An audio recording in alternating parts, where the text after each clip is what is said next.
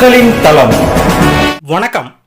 பாமகவில் ராமதாஸ் மற்றும் அன்புமணி இடையிலான மோதல் ஒவ்வொரு நாளும் அடுத்த கட்ட உச்சத்தை எட்டி வருகிறது. ராமதாஸ் ஒரு பக்கம் கடைசி மூச்சு இருக்கும் வரை அன்புமணிக்கு தலைவர் பதவியை அளிக்க மாட்டேன் என்று கூறி வரும் சூழலில், அன்புமணி ஒவ்வொரு மாவட்டமாக பொதுக்குழுவை கூட்டி தனக்கான ஆதரவை திரட்டி வருகிறார். பாட்டாளி மக்கள் கட்சியில் ஏற்பட்டுள்ள பிளவு காரணமாக கூட்டணி அமைப்பதில் சிக்கல் உருவாகும் என்று எதிர்பார்க்கப்படுகிறது. இதனிடையே விடுதலை சிறுத்தைகள் கட்சியின் தலைவர் தொல் திருமாவளவன் பாமக மற்றும் பாஜக இருக்கும் கூட்டணியில் ஒருபோதும் இணைய மாட்டேன் என்பதை திட்டவட்டமாக தெரிவித்துள்ளார்.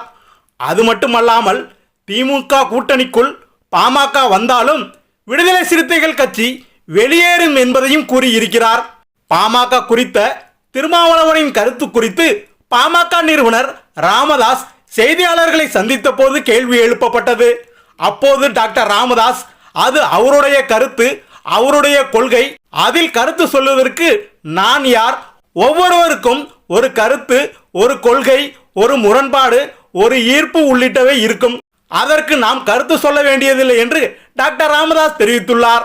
அண்மையில் தனியார் யூடியூப் சேனலுக்கு பேட்டியளித்த டாக்டர் ராமதாஸ், நானும் திருமாவளவனும் ஒருவர் மீது ஒருவர் பாசமாக இருந்தோம், இருக்கிறோம், இருப்போம்.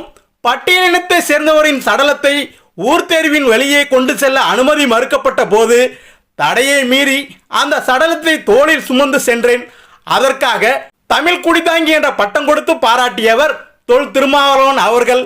டாக்டர் அன்புமணி அவரின் தந்தையை கலங்க விடக்கூடாது, அவரின் பேச்சை கேட்டு நடக்க வேண்டும் என்று திருமாவளவன் கூறியது மகிழ்ச்சி அளிக்கிறது. அதே போல் திருமாவளவன் இன்னும் திருமணம் செய்து கொள்ளாதது என்னுடைய தனிப்பட்ட முறையில் எனக்கு வருத்தம் அளிக்கிறது என்றும் டாக்டர் ராமதாஸ் வருத்தத்துடன் தெரிவித்துள்ளார். இந்த தகவல் உங்களுக்கு பிடிச்சிருந்தனா லைக் பண்ணுங்க, ஷேர் பண்ணுங்க, கமெண்ட் பண்ணுங்க, அப்படியே மறக்காம சப்ஸ்கிரைப் பண்ணிடுங்க.